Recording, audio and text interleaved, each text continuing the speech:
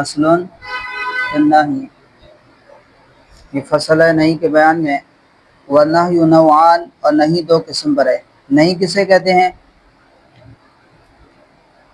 امر میں آپ نے کیا پڑھا تھا کہ ہوا قول القائل لغیرہ افعل علی سبیل الاستعلاء، اور یہاں پر ہوگا قول القائل لغیرہ لا تفعل علی سبیل الاستعلاء۔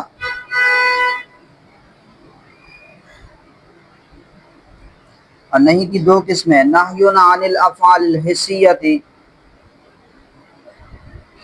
ایک افعال حسیہ سے نہیں دو قسم پر ہے، ایک ہے افعال حسیہ سے نہیں اور دوسری افعال شرعیہ سے نہیں۔ افعال شرعیہ اور افعال حسیہ، افعال حسیہ وہ ہیں جن کا سمجھنا شریعت پر موقوف نہ ہو، جن کا سمجھنا شریعت پر موقوف نہ ہو، بلکہ ہر آدمی ان افعال کو سمجھتا ہو، یعنی ورود شریعت سے پہلے، شریعت کے وارد ہونے سے پہلے جو ان کے معنی تھے، ورود شریعت کے بعد بھی وہی معنی ہو، ورود شریعت کے بعد بھی وہی معنی اپنے حال پر باقی ہوں، ان میں کسی قسم کا تغیر و تبدل نہ ہوا ہو، ورود شریعت سے کوئی تبدیلی نہ آئی ہو۔ جیسے زنا ہے، زنا کہتے ہیں وطی فی غیر الملک، غیر کی ملک میں وطی کرنا، تو نزول اسلام سے پہلے بھی وطی کا یہی معنی تھا اور ورود شریعت کے بعد بھی یہی اس کا معنی ہے۔ تو افعال حسیہ وہ افعال ہیں جن میں ورود شریعت سے کوئی تبدیلی نہ آئی ہو، ان کے معنی جو شریعت وارد ہونے سے پہلے تھے وہی معنی شریعت کے وارد ہونے کے بعد بھی وہی معنی ہو۔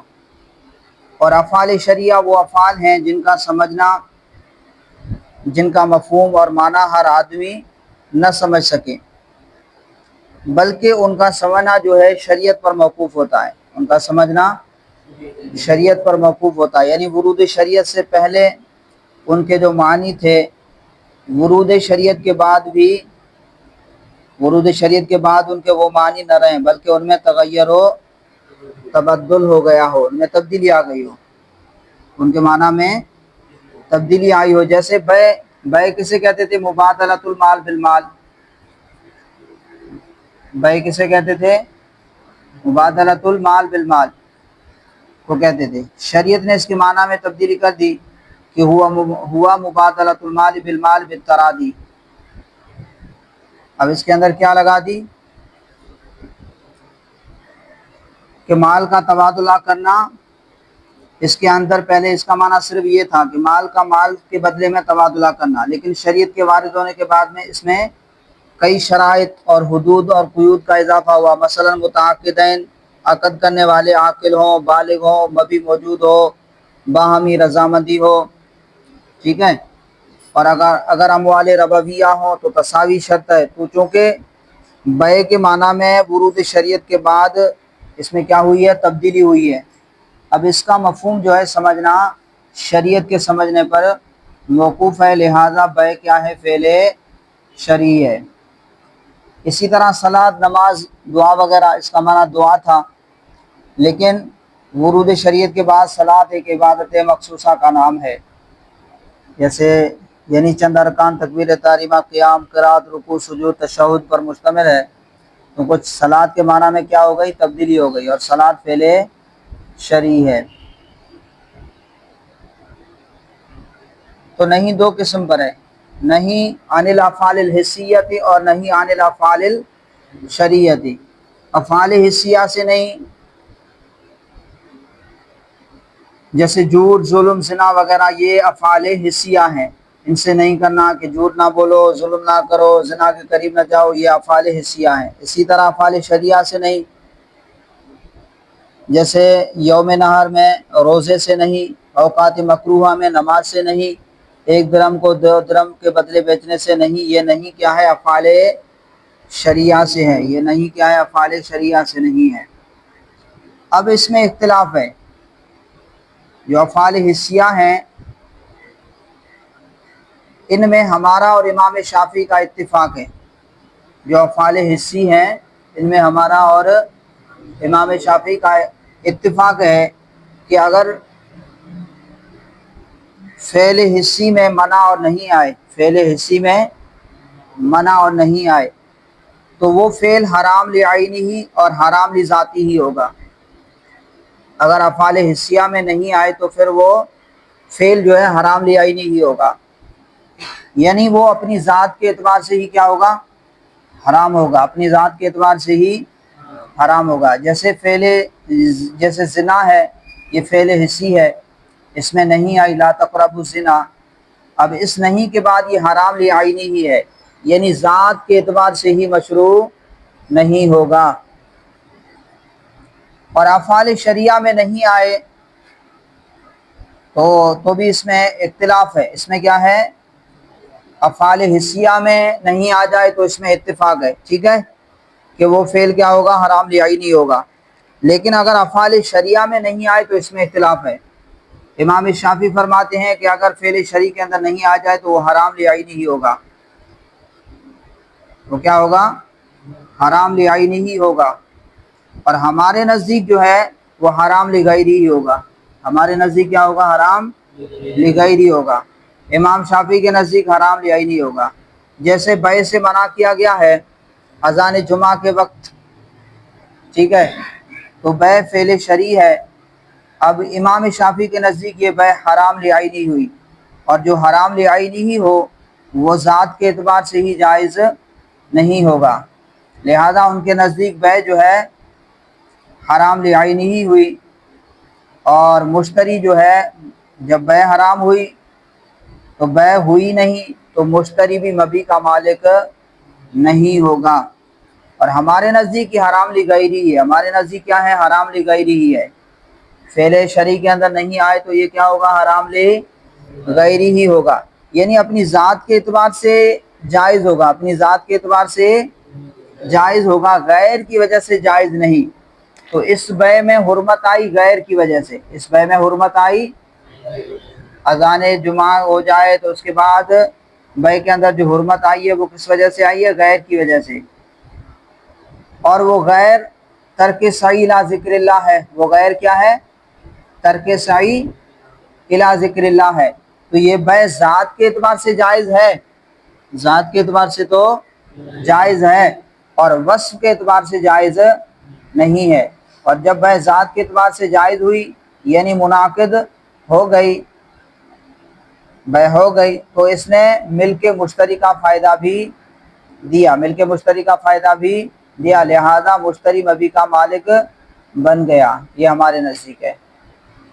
امام شافعی دلیل دیتے ہیں، وہ فرماتے ہیں کہ نہیں تقاضا کرتی ہے منہی عنہ حرام ہو، منہی عنہ کیا ہو؟ حرام ہو، اور حرام دو قسم پر ہے، لعینی اور حرام لغیری، حرام لعینی اور حرام لغیری، اور کامل درجے کا حرام حرام لعینی ہی ہے، لہذا منہی عنہ حرام لعینی ہی ہوگا، حرام لعینی ہی ہوگا۔ نہی نوعان، اور نہیں جو ہے دو قسم پر ہے، نہی عن الافعال الحسیۃ، نہیں افعال حسیہ سے، کالزنا وشرب الخمر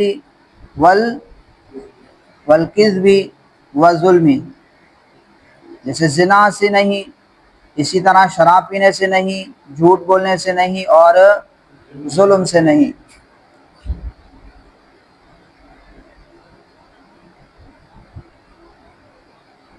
وَنَهْيٌ عَنِ التَّصَرُّفَاتِ الشَّرْعِيَّةِ، اور نہیں تصرفات شرعیہ، افعال شرعیہ سے نہیں، کالنہی عن الصوم فی یوم النحر، جیسے کہ یوم نحر، نحر کے دن روزہ رکھنے سے نہیں، والصلاۃ فی الاوقات المکروہۃ، اسی طرح نماز جو ہے اوقات مکروہہ میں، وبیع الدرہم بالدرہمین، اور ایک درہم کی بیع دو درہم کے بدلے میں، ایک درہم کی بیع دو درہم کے بدلے میں۔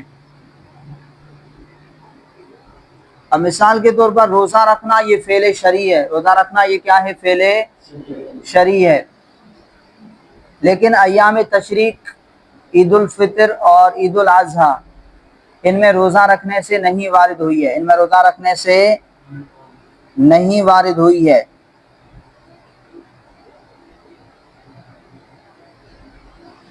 کہ لا تصوموا فی هذه الایام فانها ایام اکل و شرب و بیعال، کہ یوم نہار یعنی ان ایام میں روزہ نہ رکھو کیونکہ یہ کیا ہیں؟ کھانے پینے اور جماع کے دن ہیں۔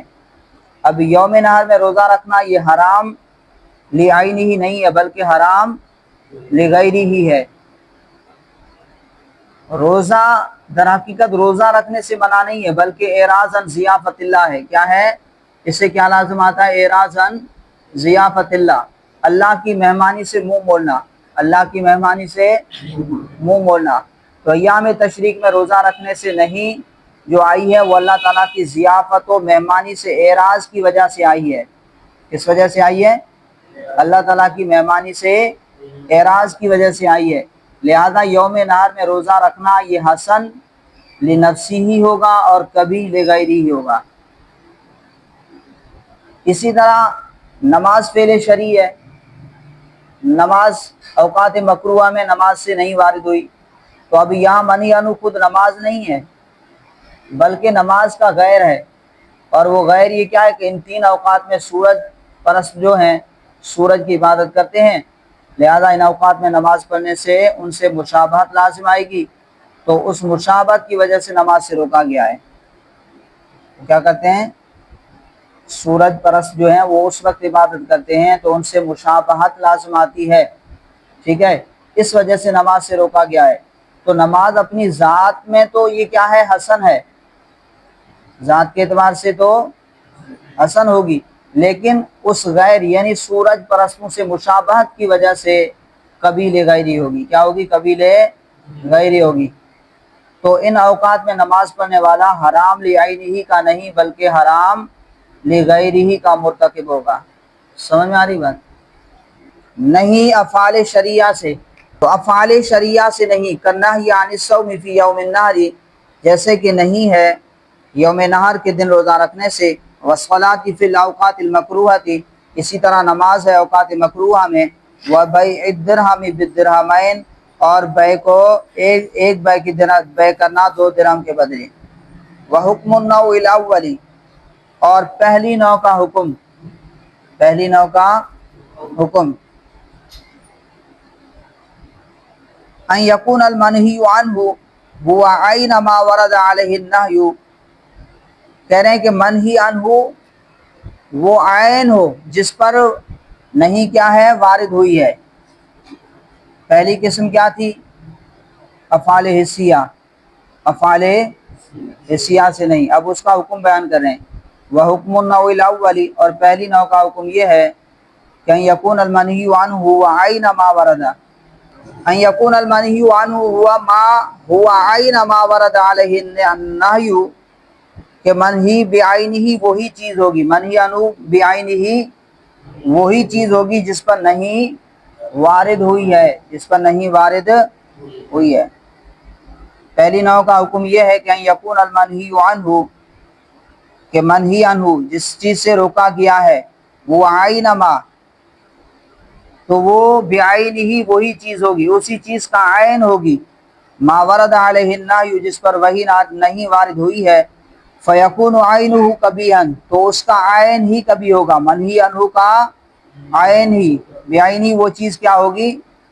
وہ عین ہی کبھی ہوگی، فلا یکون مشروعا اصلا، تو وہ مشروع نہیں ہوگی اصلا، یعنی بالکل مشروع نہیں ہوگی، سرے سے مشروع ہی نہیں ہوگی، نہ اصلا نہ وصفاً۔ جیسے مثال کے طور پر زنا ہے، تو زنا یہ پہلے بھی کیا ہے؟ غیر مشروع ہے، نہیں وارد ہونے کے بعد بھی کیا ہے؟ غیر مشروع ہے۔ وحکم النوع الثانی، یعنی افعال شرعیہ میں نہیں آ جائے، دوسری قسم کیا ہے؟ افعال شرعیہ میں نہیں آ جائے، تو ان یکون المنہی عنہ غیر ما اضیف الیہ النہی، تو منہی عنہ جس سے روکا گیا، جس چیز سے روکا گیا ہے، غیر ما اضیف علیہ النہی، تو وہ غیر ہوگا ما اضیف الیہ النہی جس کی طرف نہیں کی اضافت کی گئی ہے، وہ منہی عنہ لعینہ وہی چیز نہیں ہوگی بلکہ اس کا غیر ہوگی۔ کیا ہوگی؟ اس کا غیر ہوگی. وحکم النوع ثانی، اور دوسری قسم کا حکم یہ ہے یکون المنہی عنہ، کہ منہی عنہ غیر ما، اس چیز کا غیر ہوگا، اضیف الیہ النہی، جس کی طرف نہیں کی اضافت کی گئی ہے، فیکون ہوا حسنا، تو منہی عنہ کیا ہوگا؟ حسن ہوگا، حسن بنفسی ہی ہوگا. بھائی نماز حسن بنفسی ہی ہے نا، اوقات مکروہ میں سے نہیں آئی. تو نہیں کیوں آئی؟ اوقات مکروہ کی وجہ سے. کس وجہ سے؟ اوقات مکروہ میں کی وجہ سے. اور اس میں کیا ہوتی ہے کہ سورج پرستوں سے کیا ہوتی ہے؟ مشابہت ہوتی ہے، اس وجہ سے اس میں نہیں آئی ہے. تو یہ افعال شریعہ میں نہیں کا آنا جی، تو منہی عنہ کس سے روکا گیا؟ اوقات مکروہ میں. فیکون ہوا حسنا، تو منہی عنہ جس چیز سے روکا گیا ہے، کس سے روکا گیا؟ نماز. نماز بھی آئی نہیں حسن ہے، لیکن اس میں ان اوقات کے اندر جو کیا آیا ہے؟ قب آیا ہے، وہ کیا ہے؟ مشابہت کی وجہ سے آیا ہے. وہ کس وجہ سے آیا ہے؟ مشابہت کی وجہ سے آیا ہے. فیکون حسنا، تو منہی عنہ حسن بنفسی ہی ہوگا، حسنا بنفسی ہی، وہ حسن بنفسی ہی ہوگا. قبیحا لغیرہ ہی، وہ قبیح لغیرہ ہی ہوگا. منہی عنہ حسن بنفسی ہی ہے، قبیحا لغیرہ ہی ہے. کیا ہے؟ قبیح لغیرہ ہی ہے. بھائی روزہ تو آپ رکھ سکتے ہیں، روزہ رکھنا تو ٹھیک ہے، روزہ تو بنفسی ہی حسن ہے، لیکن اس میں کیا آیا؟ یہ قبیح لغیرہ ہی ہے، کیونکہ ایام تشریق، عید الفطر اور عید الاضحیٰ کے دن روزہ رکھنا، اس سے جو منع آئی ہے وہ اعراضاً ضیافت اللہ کی وجہ سے ہے. روزہ جو ہے وہ قبیح لغیرہ ہی نہیں ہے، بلکہ اس میں جو قب آیا ہے وہ غیر کی وجہ سے آیا ہے. روزہ فعل شرعی ہے، روزہ کیا ہے؟ فعل شرعی ہے. اس میں نہیں آئی. ایام تشریق اور یوم نہار کے اندر روزہ رکھنے سے جو نہیں وارد ہوئی ہے، وہ اس وجہ سے ہے کہ یہ اعراضاً ضیافت اللہ ہے، اس وجہ سے اس کے اندر قب آیا. تو روزہ جو ہے منہی عنہ ہے، وہ حسن بنفسی ہی ہے اور قبیحا لغیرہ ہی ہے. یہ کیا ہے؟ قبیح لغیرہ ہی ہے. وَيَكُونُ الْمُبَاشِرُ مُرْتَكِبًا لِلْحَرَامِ لِغَيْرِهِ لَا لِنَفْسِهِ، تو مباشر کرنے والا، ان افعال کو کرنے والا، یعنی ایام تشریق کے اندر یوم نہار میں کوئی روزہ رکھ لیتا ہے، یا جو ہے اوقات مکروہہ کے اندر کوئی نماز پڑھتا ہے، تو مباشر کرنے والا. وَيَكُونُ الْمُبَاشِرُ مُرْتَكِبًا لِلْحَرَامِ لِغَيْرِهِ، تو مباشر کرنے والا جو ہے مرتکبا للحرام لغیرہ، یہ حرام لغیرہ کا ارتکاب کرنے والا ہوگا، لا لنفسہ، نہ کہ حرام لنفسہ کا ارتکاب کرنے والا ہوگا. وَعَلَى هَذَا قَالَ أَصْحَابُنَا، اور افعال شریعہ سے نہیں کہ اس اصول کی بنا پر ہمارے فقہا فرماتے ہیں النہی عن التصرفات الشرعیۃ، کہ نہیں جو ہے افعال شریعہ سے یقتضی تقریرہا، وہ ان کے تقریر کا تقاضا کرتی ہے، یعنی ان کے اثبات کا تقاضا کرتی ہے. وَيُرَادُ بِذَلِكَ، اور ان فقہا کے قول سے مراد یہ لی گئی ہے کہ ان تصرف، کہ تصرف، افعال شرعیہ میں تصرف بعد النہی، نہیں کے بعد، یبقى مشروعاً، تو مشروع باقی رہے گا، کما کانا، جیسے پہلے تھا. جیسے پہلے تھا نہیں کے بعد بھی وہ مشروع ہوگا، ذات کے اعتبار سے مشروع ہوگا، وصف کے اعتبار سے مشروع نہ ہوگا. لِأَنَّهُ، اس لیے کہ لَوْ لَمْ يَبْقَ مَشْرُوعًا، اگر نہیں کے بعد وہ فعل شرعی مشروع باقی نہ رہے، كَانَ الْعَبْدُ عَاجِزًا، تو بندہ کیا ہوگا؟ عاجز ہوگا، ان تحصیل المشروع، مشروع کو حاصل کرنے سے. وَحِينَئِذٍ، اور اس صورت کے اندر كَانَ ذَلِكَ نَهْيًا لِلْعَاجِزِ، تو اس صورت کے اندر پھر یہ نہیں للعاجز ہوگی. کیا ہوگی؟ نہیں، اس وقت یہ نہیں للعاجز ہوگی. وَذَلِكَ مِنَ الشَّارِعِ مُحَالٌ، اور یہ شارع کی طرف سے یہ کیا ہے؟ محال ہے. شارع کی طرف سے یہ کیا ہے؟ محال ہے. وَبِهِ فَارَقَ الْأَفْعَالَ الْحِسِّيَّةَ، اور اس سے جدا ہو گئے، یعنی فعل شرعی جو ہے جدا ہو گیا کس سے؟ افعال حسیہ سے. لِأَنَّهُ لَوْ كَانَ عَيْنُهَا قَبِيحًا، اس لیے کہ لَوْ كَانَ عَيْنُهَا، اگر اس کا عین، وہ چیز بعین ہی کبھی ہو، لَا يُؤَدِّي ذَلِكَ إِلَى نَهْيِ الْعَاجِزِ،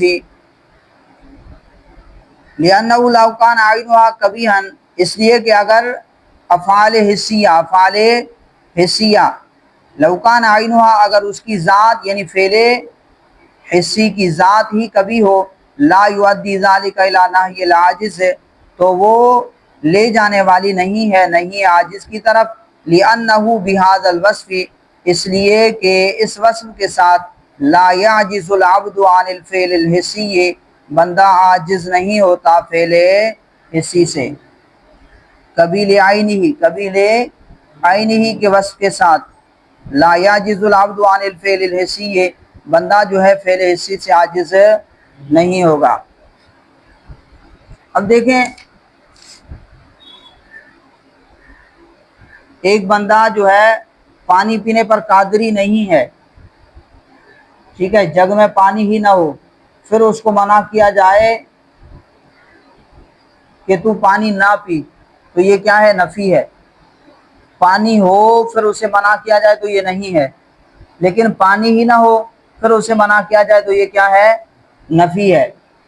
اسی طرح جو ہے اندھے کو کہا جائے تو نہ دیکھ، بہرے کو کہا جائے تو نہ سن، گونگے سے کہا جائے تو نہ بول، اور اسی طرح جو ہے اپاہج سے کہا جائے کہ تو تیز نہ دوڑ، تو ان کاموں میں بندے کا اختیار ہی نہیں ہے، بندے کا اختیار ہی نہیں ہے، کیونکہ وہ ان کاموں کے کرنے سے کیا ہے؟ عاجز ہے، تو یہ نفی ہے۔ تو یہ کیا ہے؟ نفی ہے، اور نفی کیا ہے؟ کبھی ہے۔ نفی کیا ہے؟ کبھی ہے۔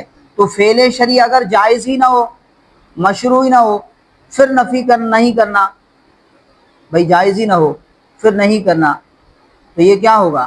آپ کس کو کر رہے ہیں؟ عاجز کو، کہ جو اس کام کے کرنے پر قادر ہی نہیں ہے، آپ اس کو کیا کر رہے ہیں؟ نہیں کر رہے ہیں، تو یہ کیا ہو جائے گی؟ نفی ہو جائے گی۔ جبکہ نہیں میں ضروری ہے کہ عدم فعل بندے کے اپنے اختیار سے ہو، عدم فعل بندے کے اپنے اختیار سے ہو، جب اختیار میں ہوگا پھر اسے نہیں کی جائے، منع کیا جائے تو یہ کیا ہے؟ نہیں ہے، اور اگر بندے کے اختیار میں ہی نہ ہو پھر اسے منع کیا جائے تو یہ کیا ہوگا؟ نفی ہوگا۔ تو یہ کہا کہ اگر وہ فعل شرعی مشروع باقی نہ رہے تو بندہ اس فعل مشروع کو حاصل کرنے سے کیا ہوگا؟ عاجز ہوگا، اور اس وقت فعل شرعی سے نہیں، یہ کیا ہوگی؟ نہیں، عاجز کے لیے کیا ہو جائے گی؟ نہیں ہو جائے گی، اور یہ شارع کی طرف سے ہو ایسا کرنا محال ہے۔ شارع کی طرف سے ایسا ہو کہ جو بندہ کام کرنے پر قادر ہی نہیں ہے اس کو منع کر رہا ہے، یہ شارع کی طرف سے ایسا ہونا یہ کیا ہے؟ محال ہے۔